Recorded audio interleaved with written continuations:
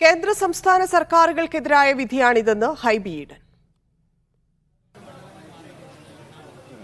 കഴിഞ്ഞ തവണ 2019 77% പോളിംഗ് എങ്കിൽ ഇത്തവണ എറണാകുളം നിയോജകമണ്ഡലത്തിൽ പ്രതികൂലമായ കാലാവസ്ഥ ഉണ്ടായിരുന്നത്, കഠിനമായ ചൂടുണ്ടായിരുന്നത് കൊണ്ട് 68% പോളിംഗ്.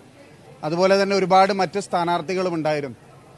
അപ്പോൾ ഞങ്ങൾക്ക് ചെറിയ ആശങ്കകൾ പാർട്ടിയുടെ ഒരു അസസ്മെന്റിൽ ഉണ്ടായിരുന്നെങ്കിലും ഇത് എറണാകുളത്തെ ജനങ്ങളുടെ ഒരു ചരിത്ര വിജയമാണ്.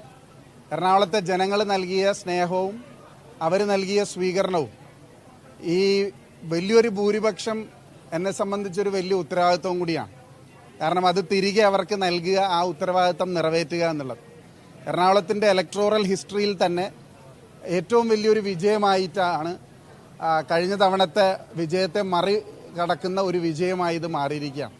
അതുകൊണ്ട് തന്നെ ഞാൻ ഞങ്ങളുടെ മുഴുവൻ ആളുകളുടെയും UDFൻ്റെ പേരിൽ, ഇവിടുത്തെ മുഴുവൻ സഹപ്രവർത്തകരുടെയും പേരിൽ എറണാകുളത്തെ ജനങ്ങൾക്ക് ഹൃദയത്തിൻ്റെ ഭാഷയിലുള്ള നന്ദി ഞാൻ അറിയിക്കുകയാണ്. അവർ ഒരിക്കൽ കൂടി ഹൃദയത്തിൽ തന്നെ എന്നെ